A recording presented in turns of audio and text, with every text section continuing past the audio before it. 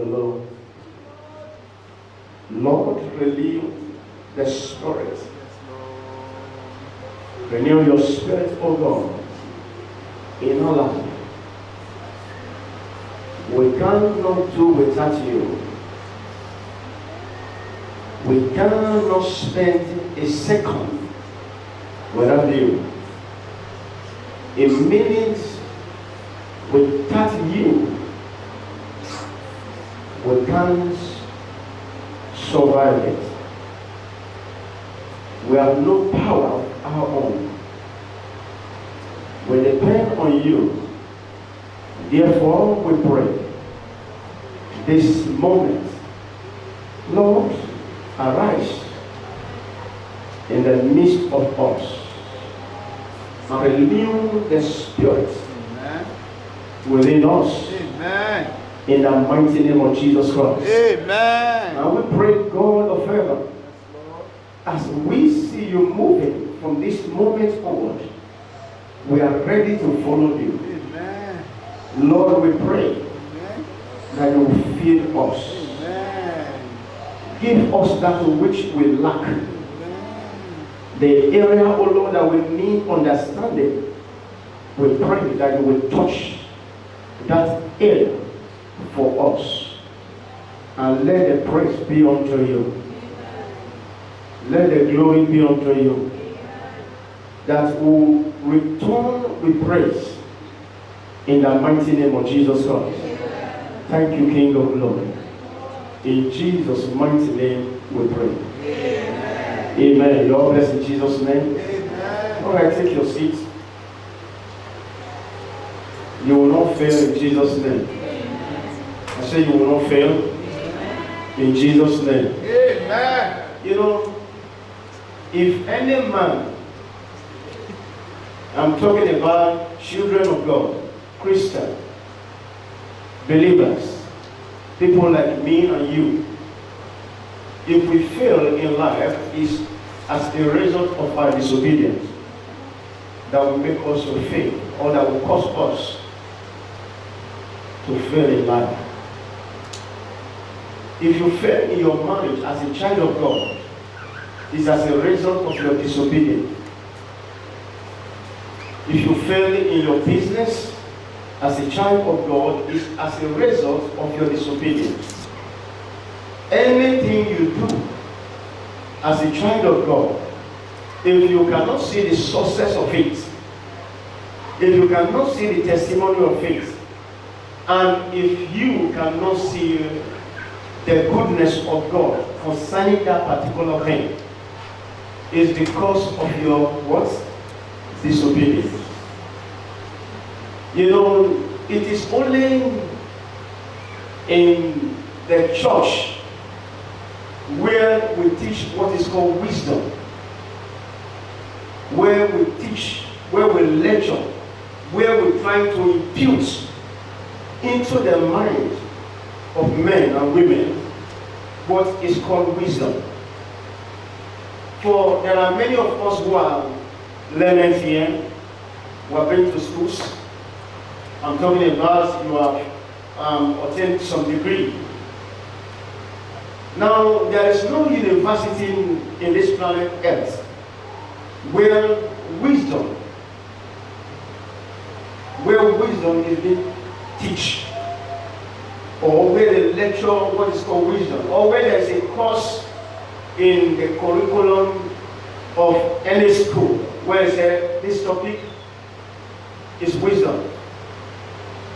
Course wisdom 101, nothing like that. 401 wisdom, no. Or 301 wisdom. There is nothing like that in any university.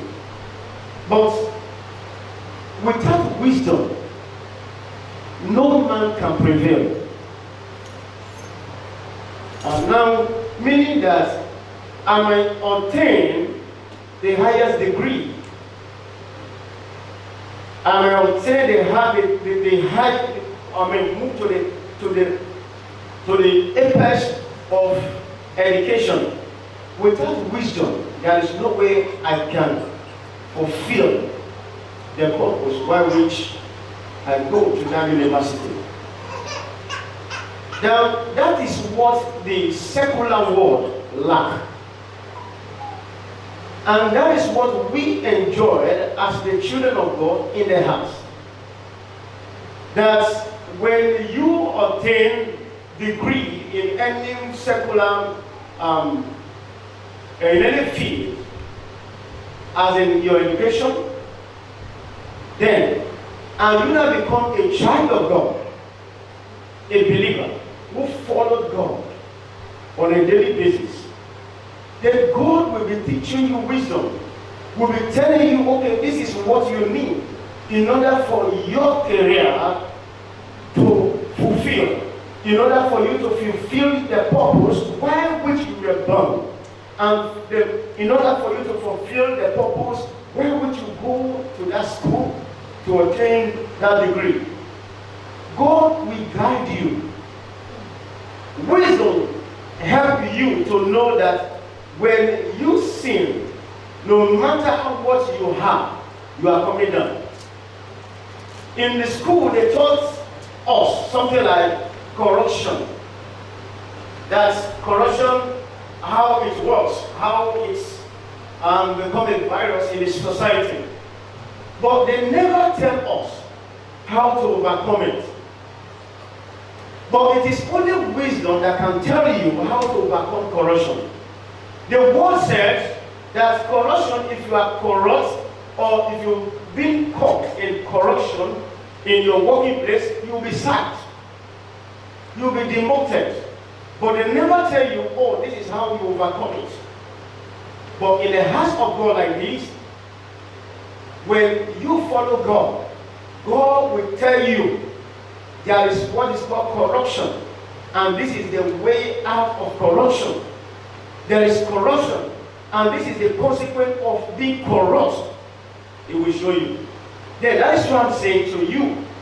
If, for example, after all these lectures, all these things that you are hearing from God as you are walking with Him, as you are staying with Him in the mountain to hear His word, as you come to Zion to listen to His word, if you go back to your home as a leader, if you go back to your company as a leader, and one day you are being tempted with one thing or the other and you fall into it, you are not to blame anyone but to blame yourself. Because it is your weakness, it is because as a result of your disobedience that caused you to fail. Say, I will not fail in life.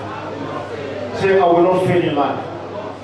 Amen. Today also we are going to talk about, we'll continue the series about 2-3 weeks now, and we are still going to continue from the put off their old nature. Put off their old nature. Put off their old nature. There is what we are born with. That is called nature. And it's called Adamic nature in man. I said 2 weeks ago in our discussion that nobody wake up and gather his children, maybe from the age of 4, and start teaching them evil. And start teaching them how to lie. No one. But suddenly we see our children lying. They just grow up, one day they lie, and then you detect it and say, why are you lying? Why are you lying? Then you see that person already, there is something that's telling him, do this. It's inside of them. You don't teach them. They are born with it. Every human being is born with this nature that we are talking about. Every one of us are born with the nature of lying. Every one of us are born in the nature or into the nature of unrighteousness.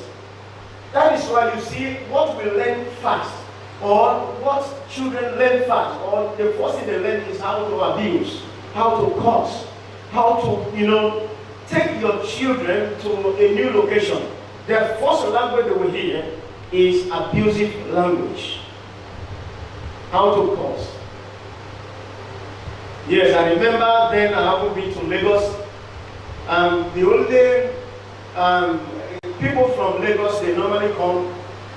Then there's a language that they don't use, and that's, abusive words. Agbaya, Orieda, Oriokbe. You see, all those are the things I pick in Yoruba language. Not only me, including you. These are the first thing we pick. The one that is bad, the one that is bad, we just pick them. Then, what I'm trying to tell you, that is the nature of every human being. But this nature will never allow us to enter into the kingdom of God. Switch off the phone. This nature will never allow us to see the hand of God. And this nature will never allow us to be called the children of God. There is no way you can do it. If you have this nature in you, you can't be called a child of God. Now, and that is why God is saying, the only way out is for us to pull it off. Remove it. Colossians chapter 3, when you read from 1 down to 5, that is what it was. He spent time. Paul spent time.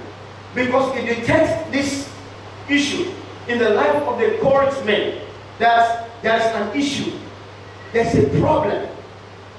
There is no way you can become a child of God, because I see that you people are struggling.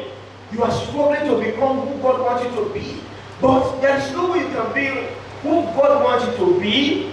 There is no way you can be a child of God if this nature remains in you. And that is why God is trying to tell us this season that we should pull it off. That we should take it off. That we should kill it. That is the mind of God for you. Because anything that can beset a man, anything that can fall a man, anything that can destroy a man of destiny, a man of that is full of potentials, full of ideas, if this nature is inside of them, it can kill them under a minute. You see, this nature we are talking about, it does not speak like that until it sees that you are in a position where you suddenly said, now let me have my rest. When you suddenly said, oh, glory to God, after years of suffering in my marriage, now I can see the joy of God. At that time, this spirit called their own nature will rise against men, rise against women. That is why you see at the time that everybody are saying, oh, this marriage is settled, everybody remove their eyes. That is the time that you see this spirit of anger, the spirit of pride, the spirit of covetousness that we are going to talk about today. We enter into the mind of the man. Suddenly you say, I'm tired of this relationship. I'm tired of this marriage. They will just quit. Why? Because over the years, this spirit called their own nature was hiding inside of them. Without knowing to them, they were thinking that they have overcome it. But all of a sudden, this spirit stirred up. And it stirred up anger in them. It stirred up bitterness in them. It stirred up pride in them. It stirred up covetousness in them. And they respond to it. You see, suddenly, evil come, bad news come over that person. But that will not be our portion in the mighty name of Jesus Christ. And that is why God is spending every strength. He's releasing His grace in order for us to understand this cause. And I believe that after this month that we are going through this series of putting off this old nature, and I know that where God is taking you to, when you get there, God will take the honor, because you are not going to let Him down. You are not going to let Him down, because you have all it takes You have all the wisdom that can sustain you there. This morning, we are going to see in put off the old nature in brackets, covetousness. Covetousness. To be covetous. Covetousness talks about, when we say covetousness, we are talking about evil envy. We are talking about greedy that is not inordinate. Envy that is not inordinate. Envy that is not good. Meaning there is envy that is good. And there is envy that is bad. Envy that is good is when you see something in the life of somebody and you say, I want to have this same thing. Oh Lord, help me. I want to be like this. Not how to take it from the person that have it. When you now have the mind to take it from the person that have it, it's no more envy for good, it's not evil envy. Because envy envy that is covetous is to take that which belongs to someone else and make it yours. That is covetousness. You see something in the life of somebody, you try everything possible to take it from that person and let it become your own. Covetousness makes you to see something in the life of somebody and fight at all costs to get it from that person and make it become yours. Now, it is evil to be covetous. And that is why the Bible talks about covetousness is idolatry. Covetousness is an idol. Why is it an idol? Anything that we worship, anything that we set our mind on, anything that we value more than any other thing is idol. When covetousness is inside of you, it makes you to see something in the life of somebody and you envy it. You are greedy, you fight at all costs to get it out of the person and make it yours. Then at this time it's dangerous. When a man is covetous, when a man is full of this spirit called covetous spirit, his end is at the corner. Because it cannot lead to greatness. It cannot lead to fulfillment of destiny. It can destroy. It can stop men before their time. It can destroy a nation. It can destroy a family. It can destroy an individual. Covetousness is bad. It's a bad virus that can destroy a destiny. It's a virus that can destroy life. And you have no cure. There is no prescription that the doctor can give you that will help you to cure this spirit called covetous. But what can help you is what we are studying now. Is to give you understanding about this thing. Because there are so many of us who are covetous, but we don't know. But God wants to help us to know. By the time you know that, I was thinking I'm doing good to myself. I was thinking that I'm doing the right thing. But now I notice that this thing is evil. Then, and you fight against it and ask for the help of God, you say God will release his hand and set you free from that cause of covetousness. And from that time, you'll be free. Let's see Jesus. Luke chapter 12.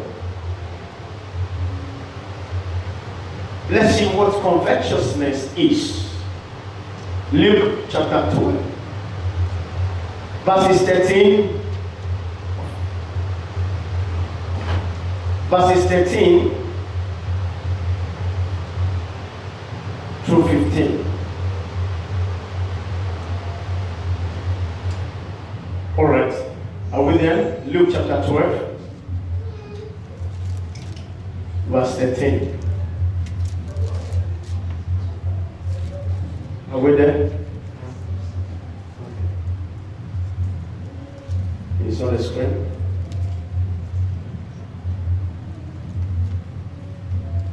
Verse 13.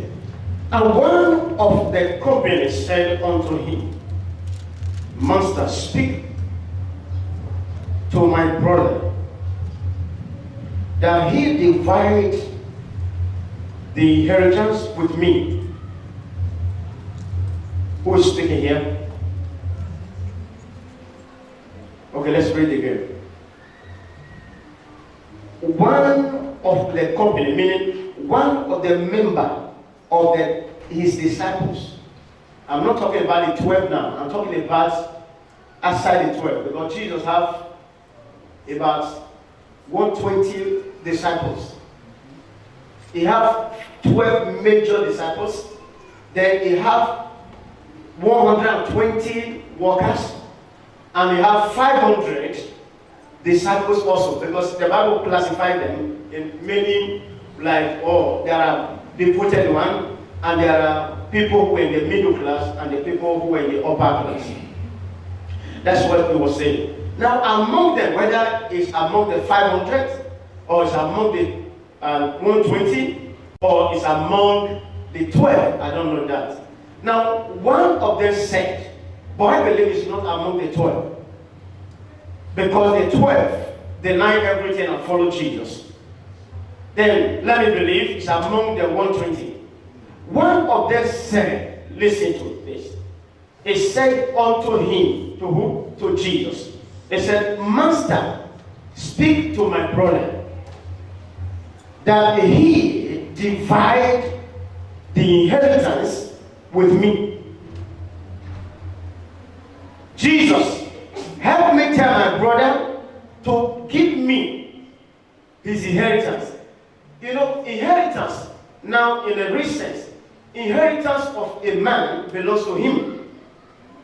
Inheritance of a man belongs to his children.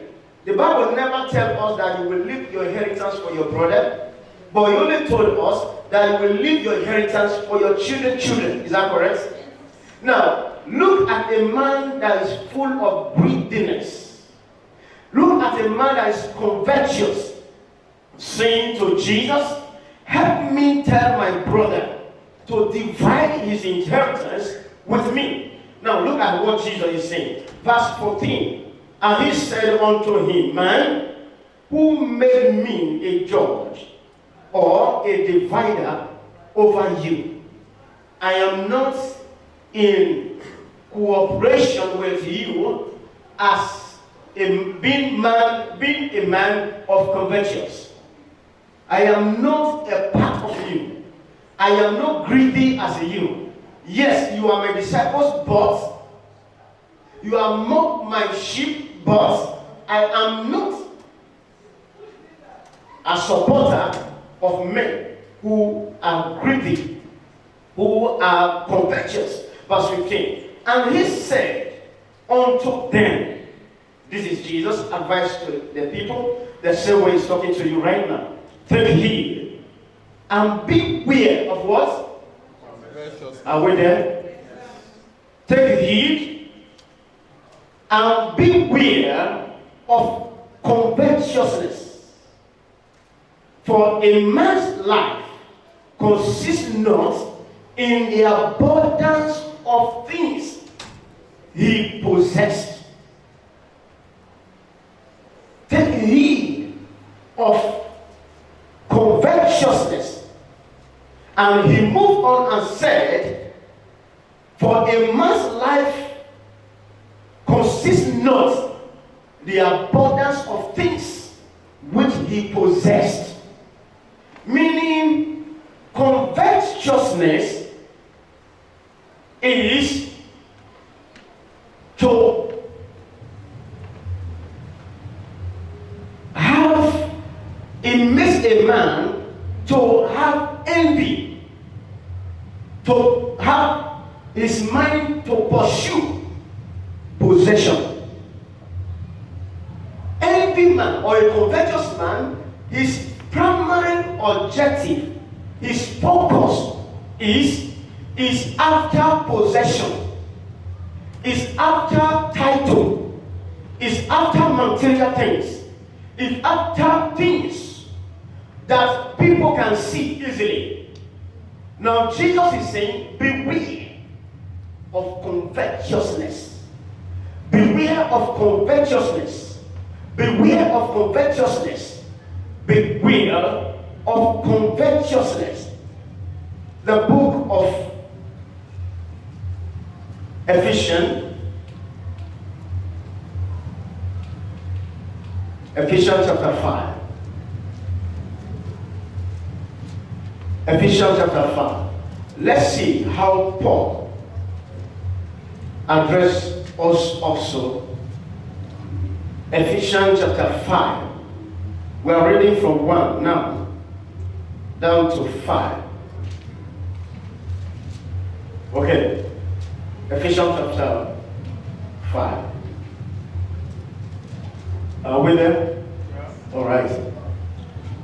Be ye therefore followers of what?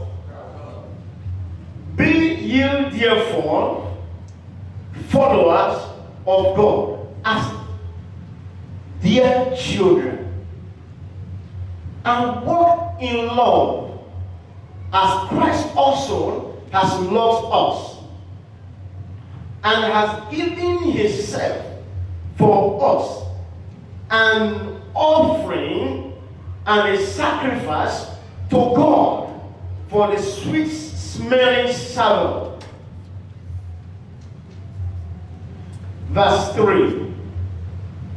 It said, but fornication and all uncleanness or covetousness, is it there in your Bible?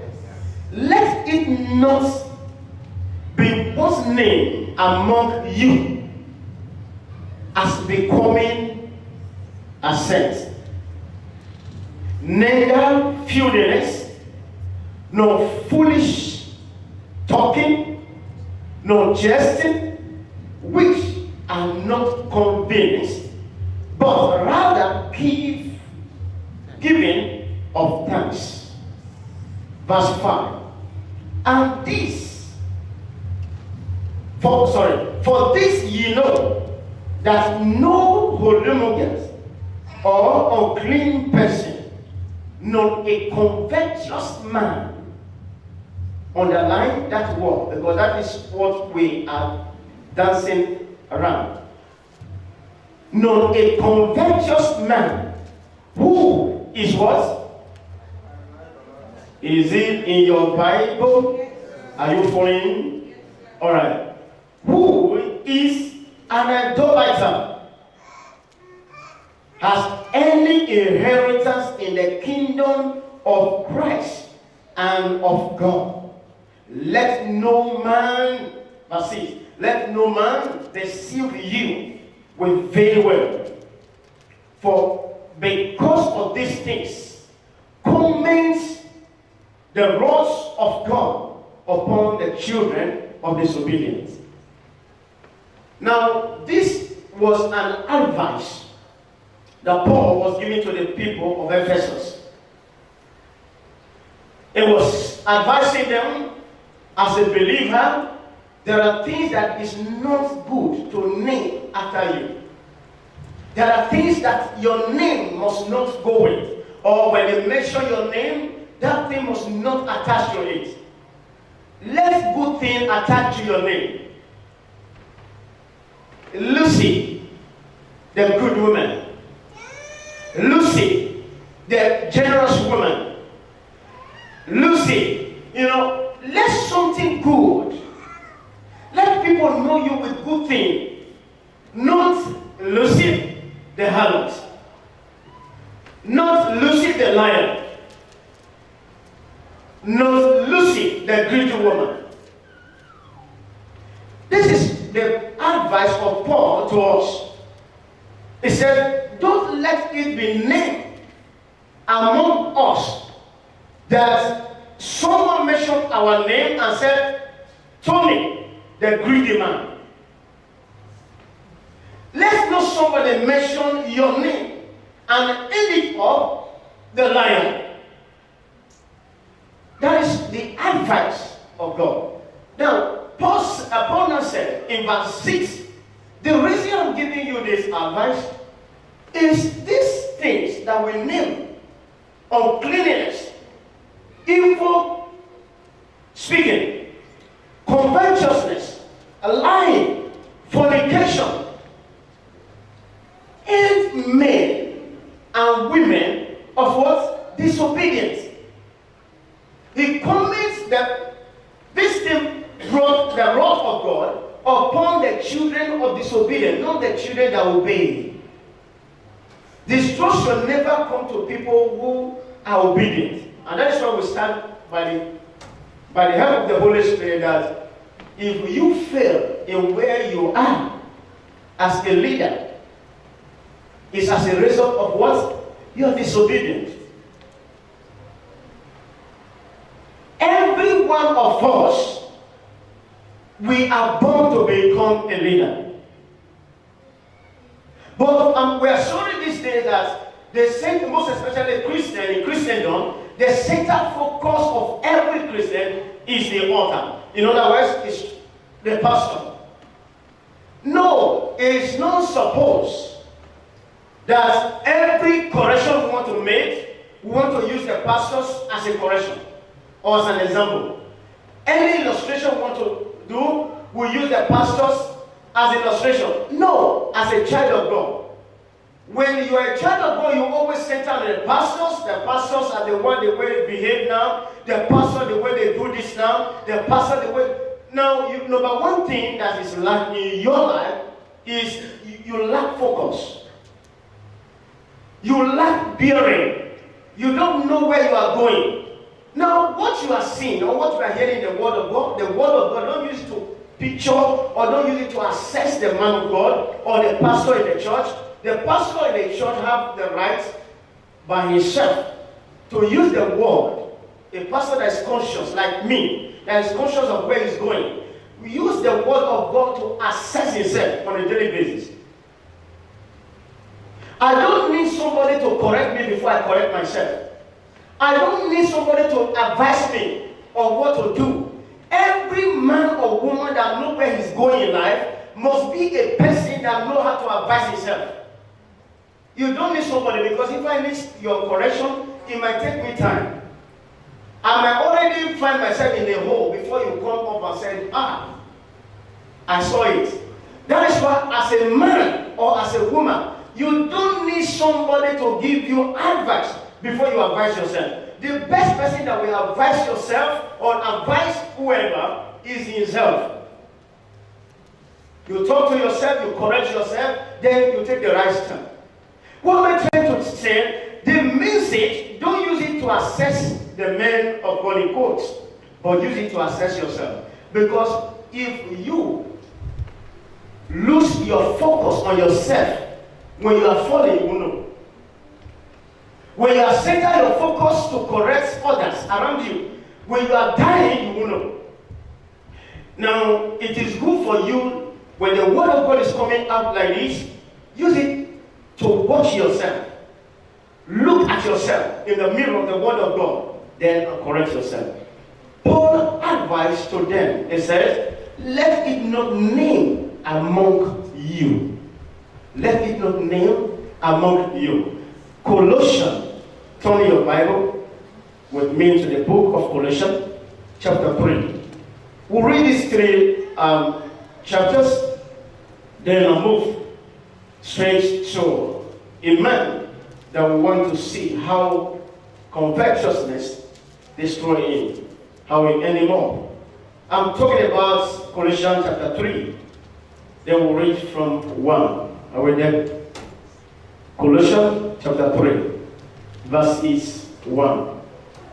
If you then be risen with Christ, seek those things which are above, where Christ seated on the right hand of God. Meaning, if you are a follower of God, you don't seek what people of the world crazy after, but your focus is on the Lord. Because our help cometh from the Lord, not from man. Anytime you set your eyes on a man, you are limiting yourself. I want to explain this. When you set your mind, that your help will come from your company, your working place, you'll be disappointed. Are you hearing me? When you set your mind on a man, that this man is going to be the person that will help me, when that man turns away from you, you will be disappointed. When you are someone that always cries, oh, these people disappoint me, this company disappoint me. The problem was that it's not that company that disappoints you, it's not that man that disappoints you, you disappoint yourself. Because you set your mind of help on that particular thing. That your help will come from them. Your help will come from this person. Your help will come from your company. But as a child of God, this is what God is saying. If you then be raised with Christ, seek those things that are above. Set your mind on the things of God. Set your mind on God, that your help comes from God. Now, anytime you set your mind on a man, you limit yourself.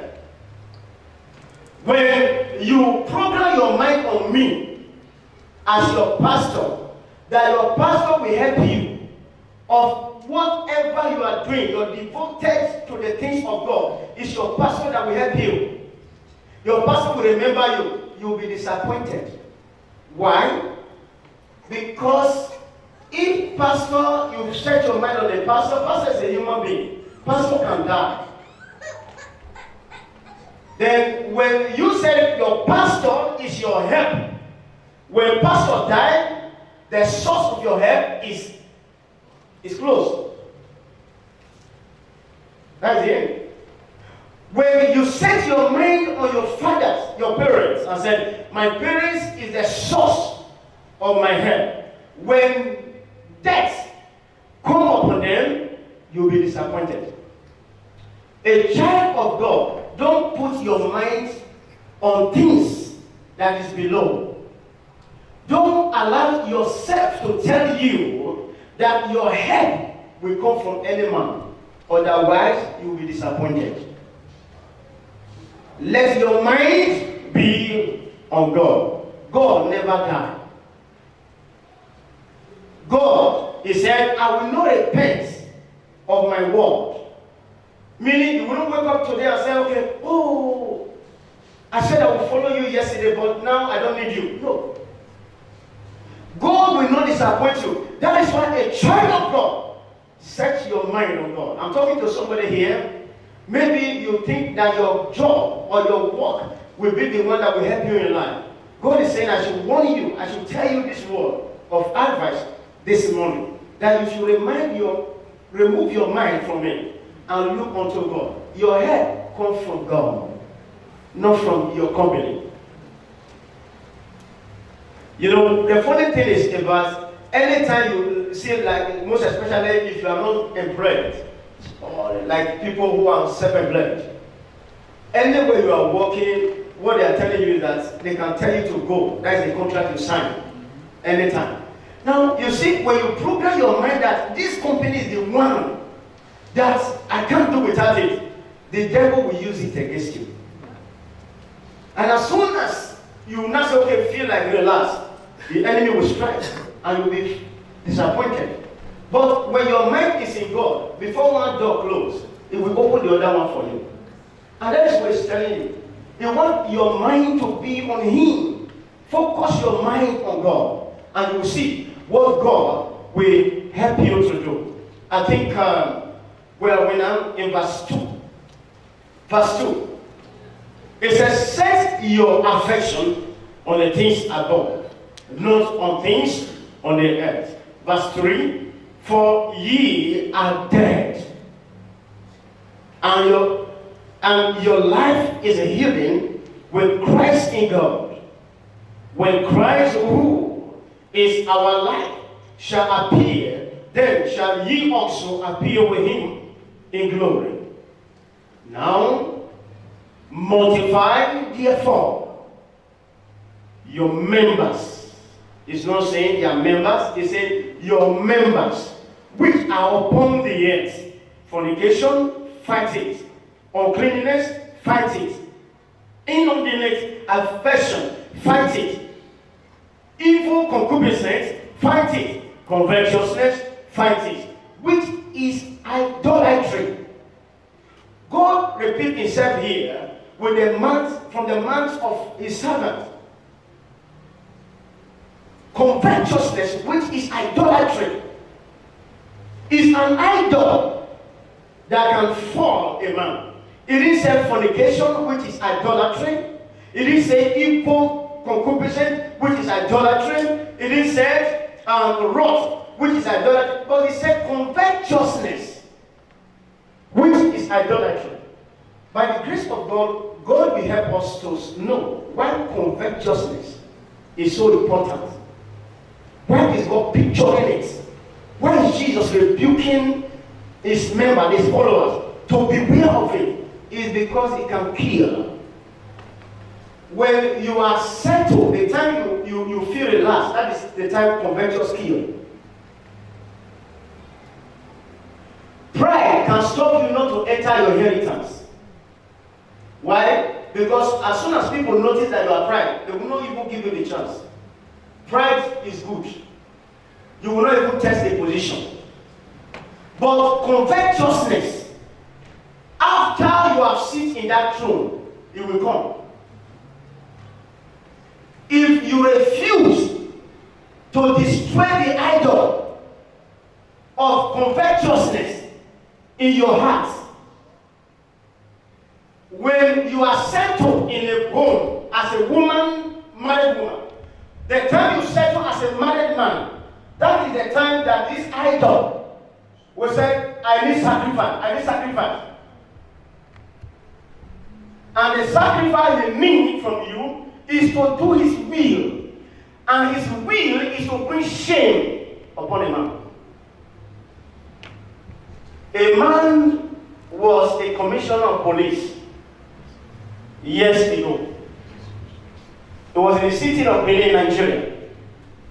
This man, as a commissioner of police, you are entitled to good money.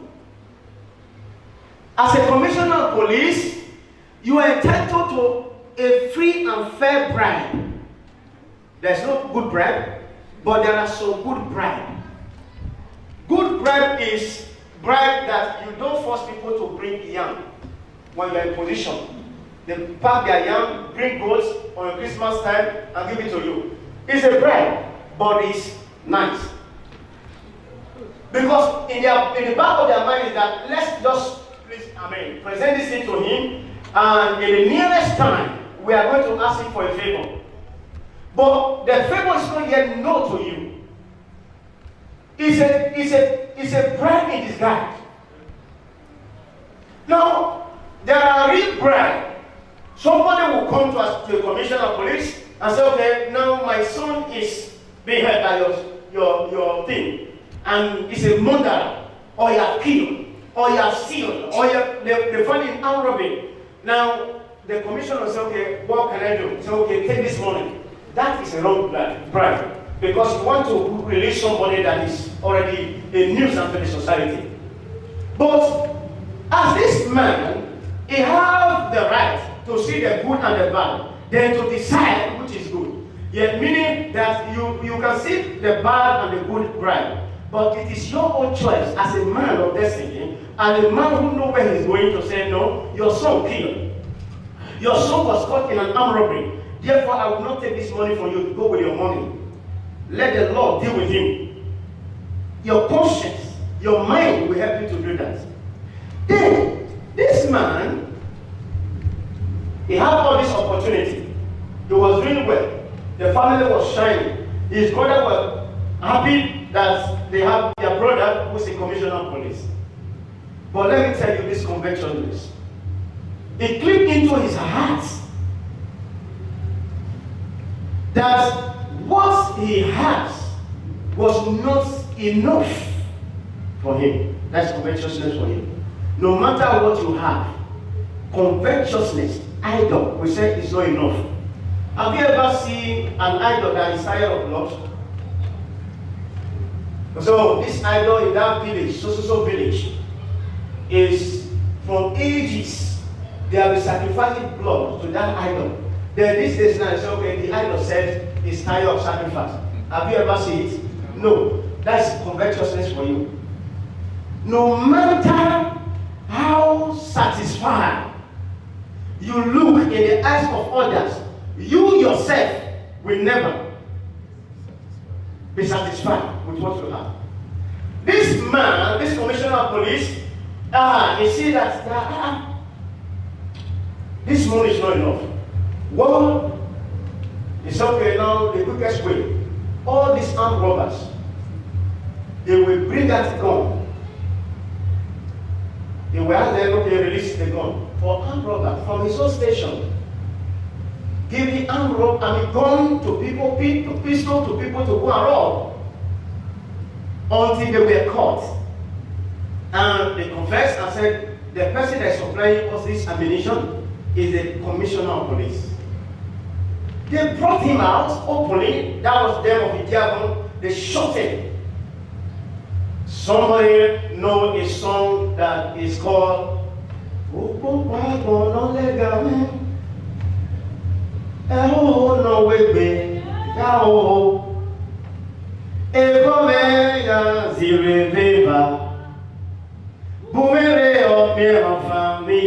That's a Billy song. The Billy people, you understand that song. It was that man that sang that song, saying, "Oh, I regret. After all that God have done for me, because of wind of temptation that blow all around me, I give up." Commissioner of police sacrificed the idol called covetousness with what covetousness means. And covetousness pumped the reward on him that is called shame. Do you know what that man faced? For a constable, is it constable the last rank? Among them, I don't know. Constable, right? For a constable to tell commissioner of police, get on, you're under arrest. Do you see how he is? Get on, pull up your idiot. You see, now they are abusing the senior one. What caused that? This covetousness. If that salary was enough, if that bribe, the good one, was enough, or even the bad one was enough for him, he will not die shamefully. He will not end up his career just like that. But because of this covetousness, he was never satisfied with what he had. He set up his destiny for a morsel of food. But what will not even satisfy him? There is no amount of money that will bring from robbery that will satisfy him. Because you know what? If you are somebody that is dodging evil, you can't rebuke people who are doing that evil. And in that case, if they come, this armed robber will gun. The gun is still in their hand. There is no way this man will tell them, is that my share? Is that all the share you give me? No. He will not dare it. He will sell it. Why now? Then they say, and that's all. And at the end, he will take that meaning thing that end him up.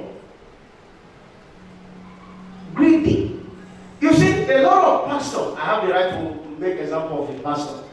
I'm a pastor. No, you see a lot of pastors today, there are messages that will just change immediately. As soon as they are there because they are fornicator, because they are adulterers, they will never preach. God knows we are all sinners. We are all sinners. God knows we are all sinners.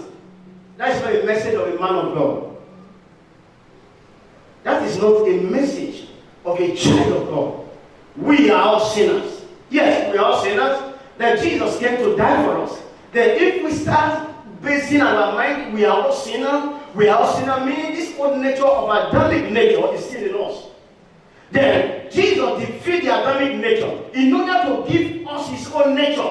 Now, for me to be continuing saying, we are all sinners. We know we are all sinners. Message all through the year. We know we are all sinners. We know we are all sinners. It's an error. All because of their evil work.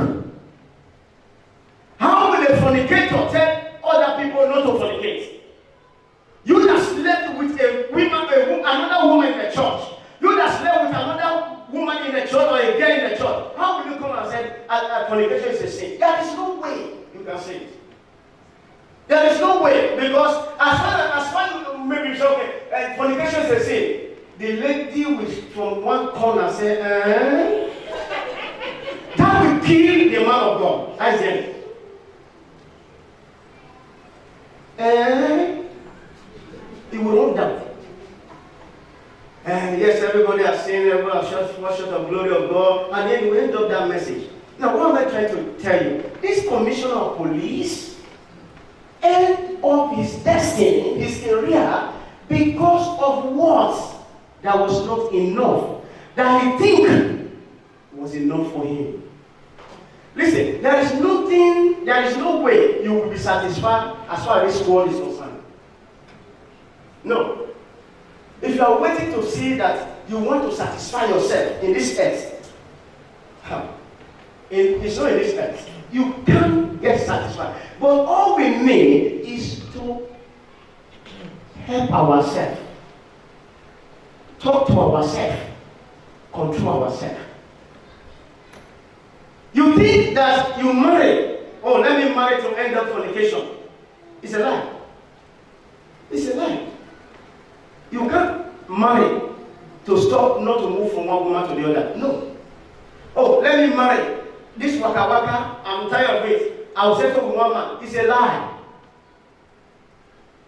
What stops you not to move from one woman to the other as a man is what is called self-discipline.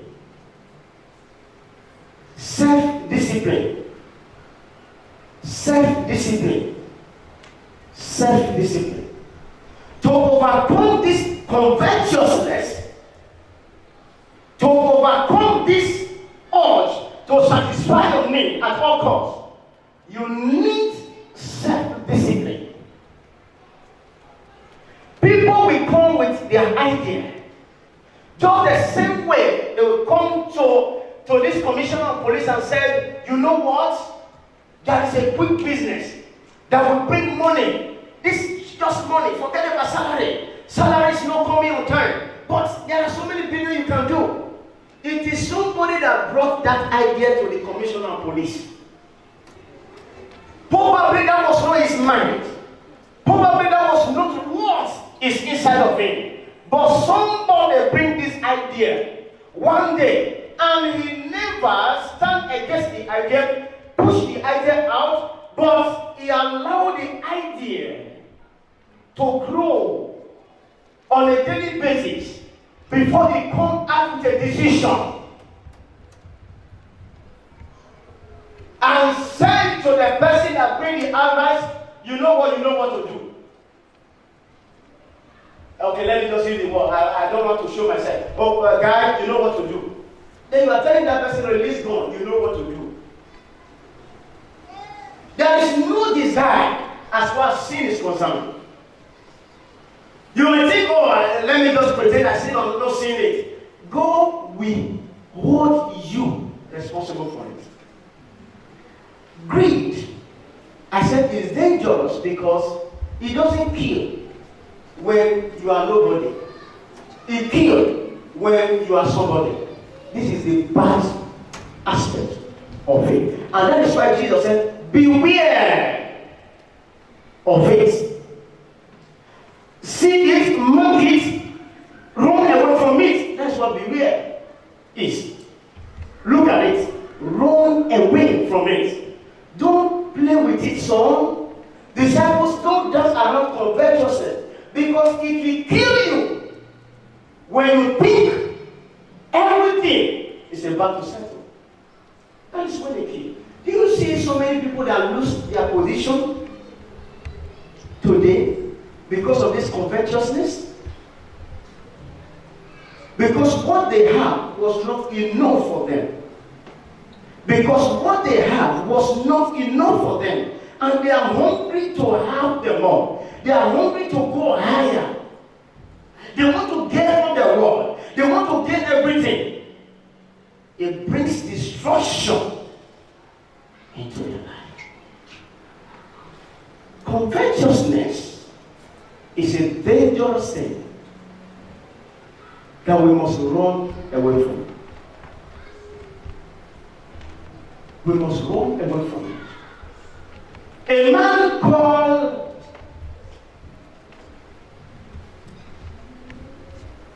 a servant of God.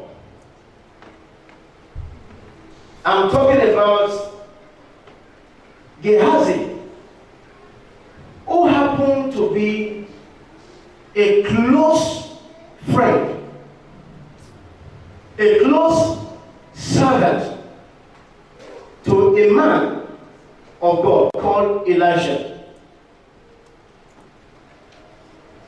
Greed or covetousness that we are talking about now, finishing. You see,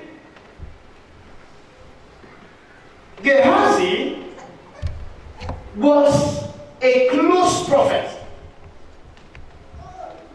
to the prophet Elisha. Why do I call Gehazi as a close prophet? Because when you follow a man, the grace of that man, God will use it to rob him. When you follow a man who carries a grace, a time will come, you see that grace, the same thing that is seen in the life of that person will be seen in you. That is why you see in an adage, people said, it is somebody that is teaching you how to sing, that you resemble, that your voice resembles.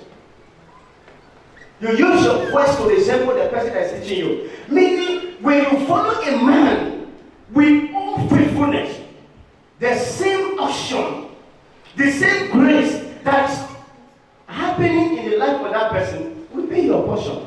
And Gehazi here have the grace to become the next prophet.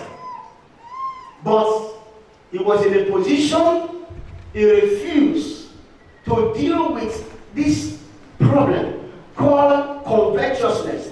And covetousness landed on him. While he was thinking, I can do everything. While he was thinking, I can make decisions. You see this? Your Bible to the book of 2 Kings. I will not be able to read that portion for you, but I want you to put it in your book as you get home.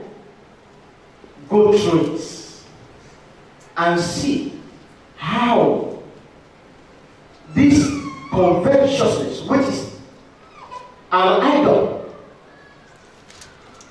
destroy Gehazi. How he destroyed him, how he finished him, how he ended up this man. Verse 20. The story is a man that you know called Naaman, who has problem and was a chief of army. Then he has a problem of leprosy. And this man suffered this illness or sickness for a long time. But suddenly he came in contact with a man of God that provides solution to the problem he had. He was healed. Now he returned to give praise to the name of God. To give praise to the name of God in the life of Elisha. While he come with his substance, with everything, the clothes, the ram, the food, the wheat, many things, as a big man, to return the praise to God of Israel. But the Bible said, Elisha, the king, said, in verse 20, I'll read, verse 20.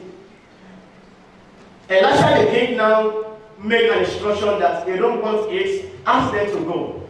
But Gehazi, the servant of Elisha, the man of God, said, behold, my master spared Naaman, this Assyrian, is not receiving at his hand that which he brought.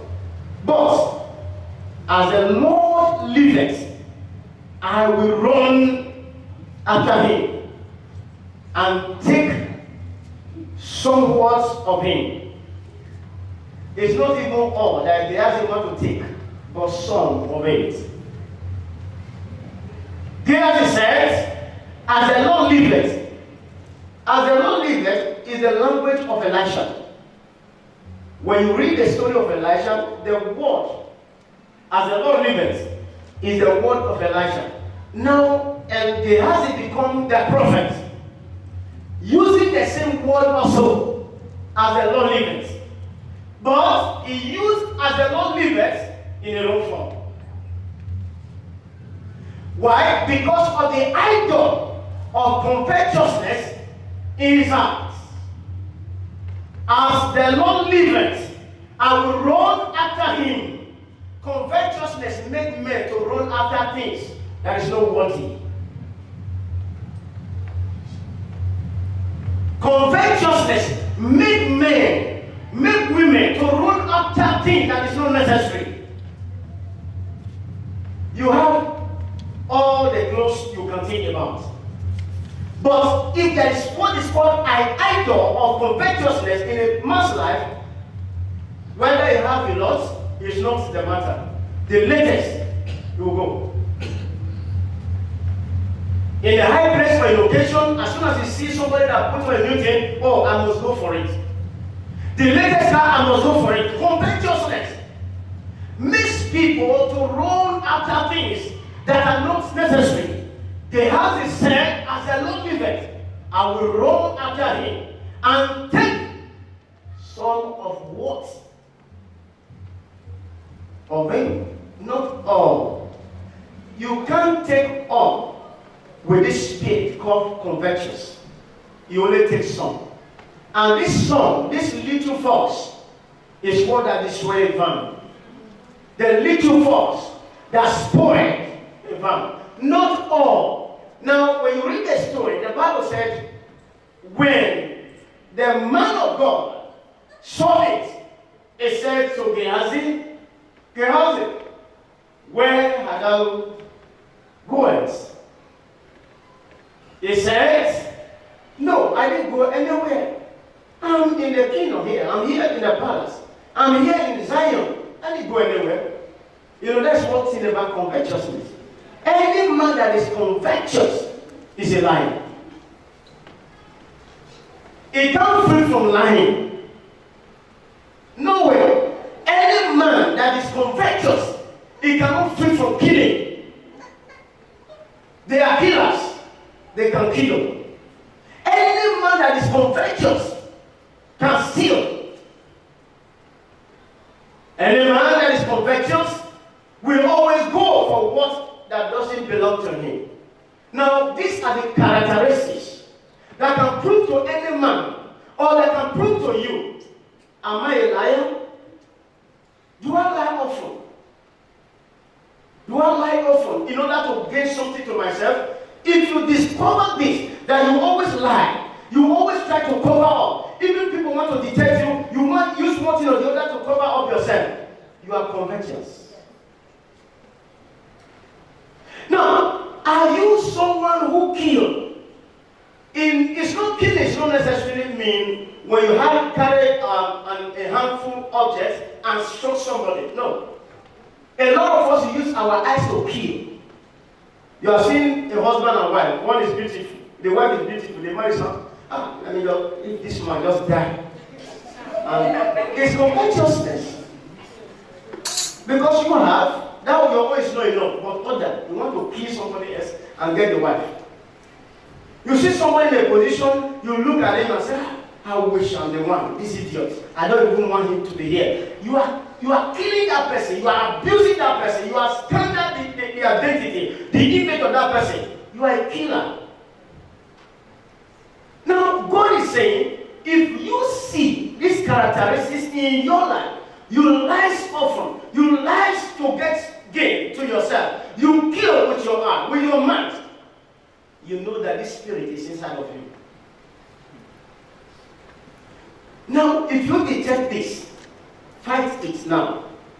That's why God is saying, put off this old nature. This thing that's making you to be thinking to get other people's words. Divide the word of this person and give it to me, Lord. That thing that makes you to go on your knee and you are praying for a position that that doesn't belong to you.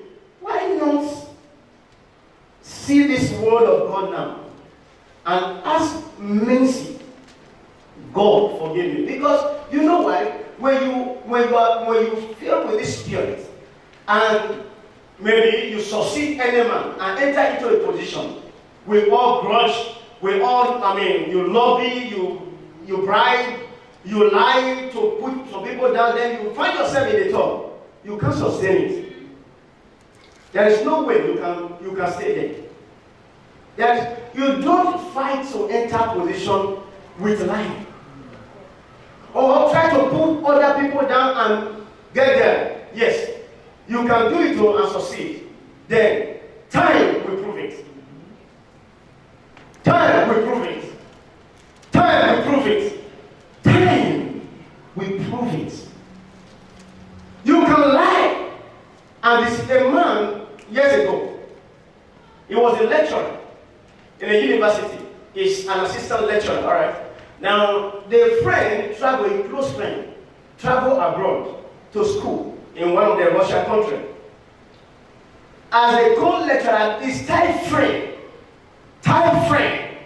he said to him, to the friend, okay, this is my girlfriend, not just girlfriend, just somebody that they want to marry. Please, this is a campus, help me to take care of her. Take care of her in a sense that don't allow all those boys or this girl to go astray. Monitor her for me. Then, it is only through writing. You can write notes like these days, there is phone. Anything happen here today, you know, second, everybody hear it. No, it wasn't like that. When you travel those days, as soon as you travel, it will take some time, years, before they can hear from you. That was what happened. But as a lecturer and he was schooling there, they always communicate through writing. Now, the girl had no address. You know, in Nigeria, there's no way postman will come to your door and put something there. No. I don't know now, but then it wasn't like that. And there's what is called PO Box and PMB. The campus have PO Box and they have PMB. And this co-assistant lecturer that was there in Nigeria or in that school can receive letter in their department. This boy in abroad will write to him, how is my girlfriend? How is my wife? Everything is fine. Your wife needs a car. Then they must send a car through the friend, not knowing that this woman was already a wife. It's already a wife to the lecturer. He was already having children. And he was telling the girl, before he deceived her, that the man is dead. That is why I think something happened to him and nothing, we can't hear from him. They were writing. The two of them were communicating, and he was taking the wife. After years, Olu come back to Nigeria. You know, why do I use Olu? There's a Macmillan arrest 1 year. Olu from Enugu. Is it Enugu? Who read Macmillan Primary 6 or something like that? You know that one. Alright. Yes. Now, it said, as the man come back, straight down to finish the course now. Come back to, there is no phone then. Move back to Nigeria, from Lagos down to Eboma. Go to the campus. Ah, my friend. And the friend just dodged. He dodged because he's surprised to see him. He dodged. He ran up. Quick, take a bike down to the house. Well, this is war. What will I do?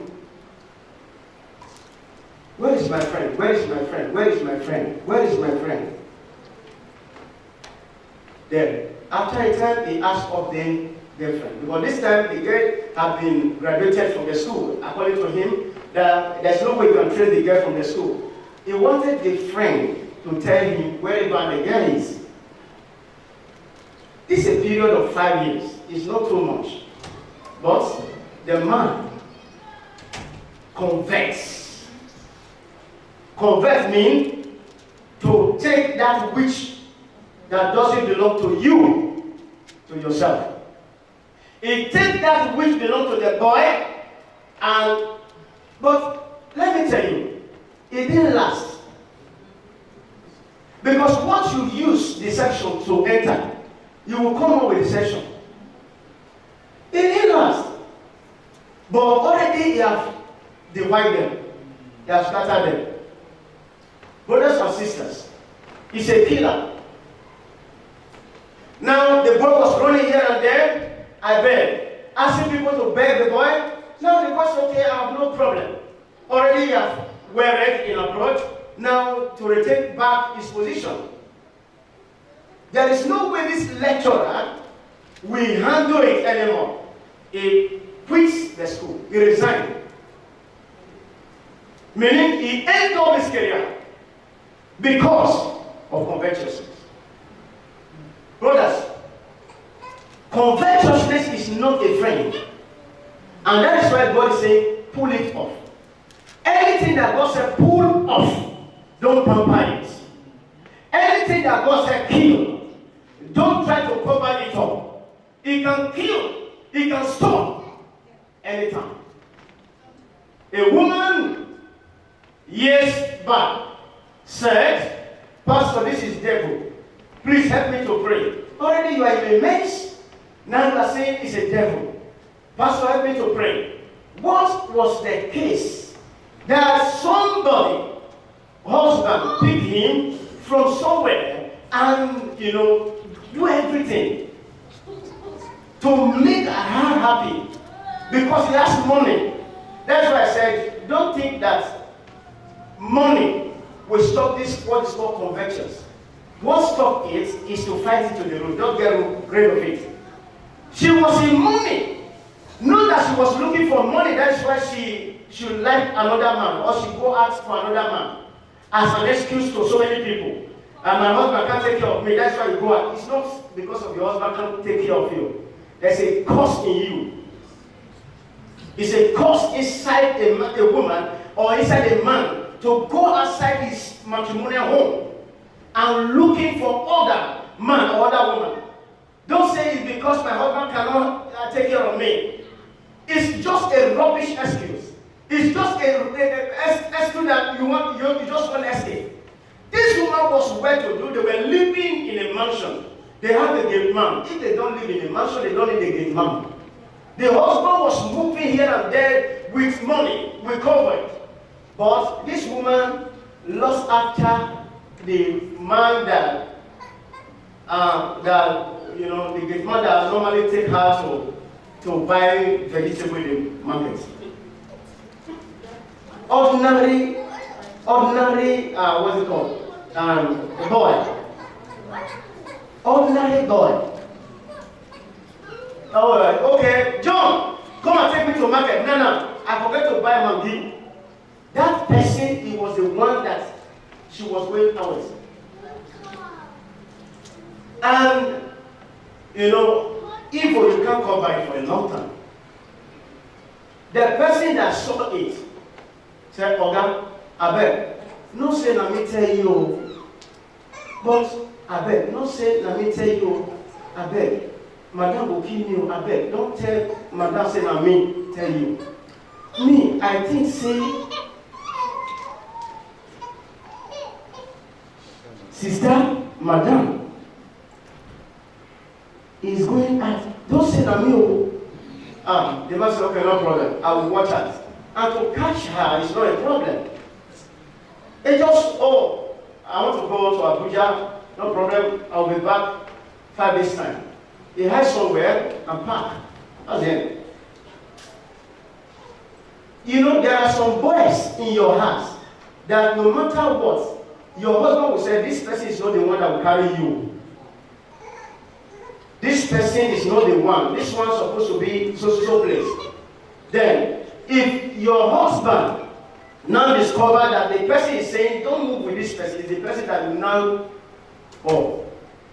And that was why she was caught. She was caught, and she started begging, I'm sorry, it's devil. And Oga called the boy, why do you do this? He said, Madam, Madam say they sleep with her. You see all this rubbish excuse. My husband is not sleeping with me. My husband is not, you have first child, second one, third one, fourth one. You are complaining. Complain is the one that gives room. Before any woman or any man fall into sin or break the matrimonial law, is because of these things. Excuse. Things that is not necessary, you capitalize on it, and the devil use it on you and kill you immediately. There is no moving forward when you come out of what God is saying is blessed. There is no going forward when you break the law of God. There's no way. God will never. You see, that is how this woman was crying. Because her eyes cried. Okay, go and see men. Go and see, after I saw you in the campus. Now, she left campus, but the mind of campus was still in her. That is the problem of so many of us. We left Egypt, but the mind of Egypt is still inside of us. When Abraham left the covenant of God, in other words, moved out of the covenant of God, the Bible says he moved down to Egypt. And when he entered Egypt, and God rescued him out of Egypt, God brought him up out of Egypt. But there was somebody that he picked in Egypt. When God took him up, he allowed that thing to follow him up. Who is that? That's called Hagar. Hagar the Egyptian was the one that destroyed Abraham. Abraham is a blessed man. Yes, but do you know the problem he caused to himself and the problem he caused to us today? Is because he left Egypt. The time God said, out of Egypt. This is not the place I asked you to be. You are a child of covenant.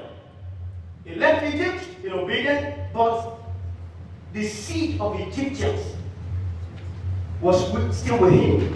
And that was what stopped him. Now, what am I trying to tell you? There are so many of us who learned some habits in the past. And this habit, instead of us to get rid of them, you stay with somebody that was in a husband place or in a husband have a wife and was moving here and there. You embedded that culture into you. Thinking my uncle was a man, he had a wife, and he had so many concubines. Then you want to practice it today. You know one thing is clear, that you may see somebody posing or glamorizing a sin. But he will never tell you what he's going through. He will never. Somebody carried beer, and said, this beer is nice. Or he carried this whiskey. And said, this one's sharp, it's sharp. Honestly, this one is sharp. Meanwhile, the liver is burning. The heart is decaying. But the way he will glamorize it to you is as if that, you don't take this, just take little. I'm a Christian. Okay, you're a Christian. Even Reverend Father. It's a lie. It's a lie. You just want to glamorize it in a way that you say, okay, I don't take it. Pastor said we don't take. Bible said we don't. Let me just take small. You just take small. Because somebody glamorize. Don't allow somebody to glamorize sin. Oh, if you see the guy I'm moving with, the back na wonder. He just want to kill you.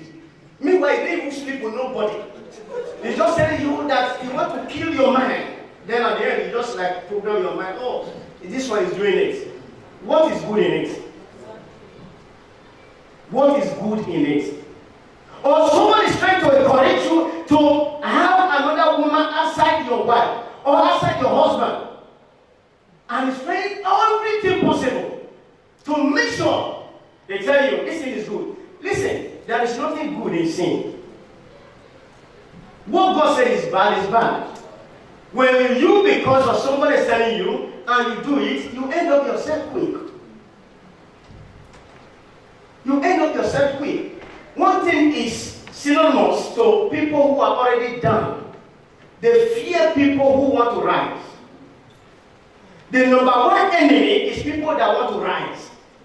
People who are done, they fear you not to go up. Then they will do everything possible not to go up. Because when you go up, it will remind them of their failure.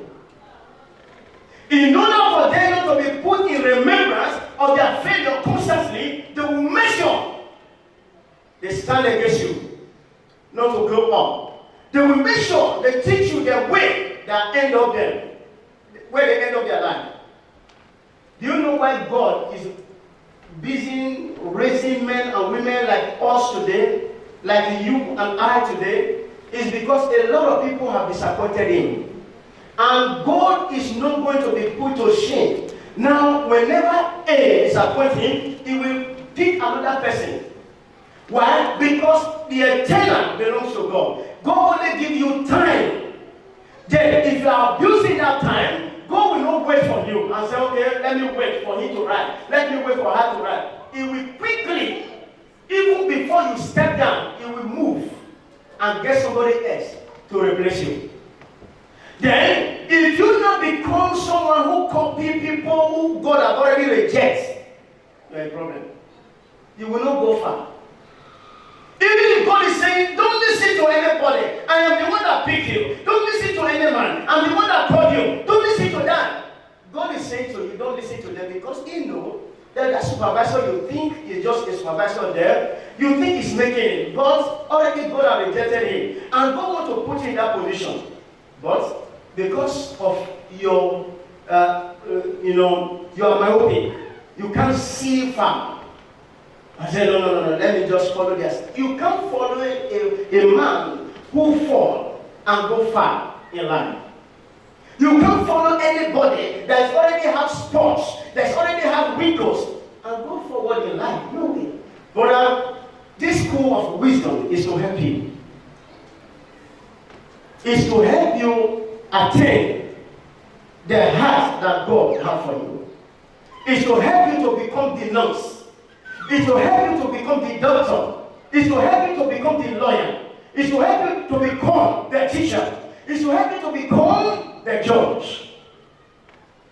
This school of wisdom will help you to become successful in your field. This school of wisdom will help you to become, brothers and sisters, if you can follow God, if you can follow him, you will see how God will decorate your life. The struggling you are struggling today is as a result of things that you don't know. As soon as your eyes is you get understanding and you get clarity concerning what God has for you, and God knows that yes, you can carry it. He will sponsor you. He will not put you up. For God to raise you up, it's not a thing. It's not hard. For God to remove whoever you want to remove and say you are not the manager, it's not a problem. But God will not do it until you know what it takes to sustain that position. Because God has placed so many people there in that position. Greed has killed them. Pride has killed them. Covetousness killed them. Stealing killed them. Womanizing killed them. Melazing killed them. Now, God will not want to repeat the same mistake. Now you will watch you and say, oh, Tony, you are crying for promotion, but this area you haven't known it. Agnes, you are asking for a promotion, but this thing is not yet clear.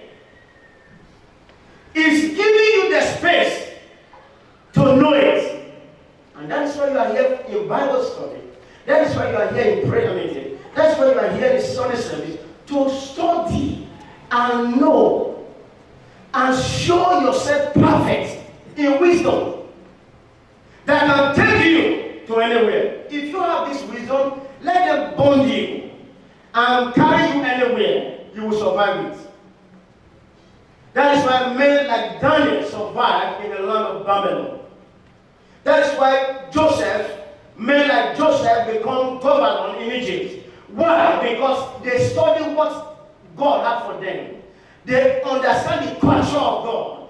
And the fear of God was in them. And that's why Joseph said before Potiphar's wife, how can I do this great wickedness against my God? He didn't say, oh, madam, oh, you just offer me this one. This is the day. He would have ended up his governorship in the lap of Potiphar's wife. But because he was able to see and say, how can I do this great atrocity against my God? And God said, yes, it's worthy of sponsor. I can sponsor this one. Because if you get to rule Egypt, he will not let me down. And God sponsored him. Do you see why God sponsored men? To become real, to become great in life, is because they will not let him down. If you have all the symptoms of greedy, envy, wrongly, pride inside of you, God is saying, get rid of them. Because I will not help you. Because when you get there, you will let me down. You will disappoint me. You will disappoint me, son. You will disappoint me, woman. I don't want to do it. I've made this mistake in the past. I don't want to regret again. Do you see in Genesis chapter 6 verse 6, the Bible said God regretted of creating man. But for Genesis chapter 6 down to Revelation, is there anywhere God said, I regret again? Why? Because the mistake he made in the life of Adam and Eve, he will not repeat it. He gave them everything in the garden without limiting them. But now God discovered they let him down. He said, okay, from today onward, I know how to deal with men. Then when he call you into a position, he will not just give you everything he takes. He said, walk. There are battles to fight. God will not call you to any position if there is no battle there. Any position that God brought you into, that God sponsored you into, there are powers resisting the growth. There are powers resisting the goodness of God. There are powers resisting the voice of God. There are powers resisting what God said concerning that nation, what God said concerning that village, what God said concerning that school. And that is why He asks you to go there. Then when you are there in the field of education, when you are there in the field of the politics, when you are there in the field of religion, whatever field you find yourself, see how you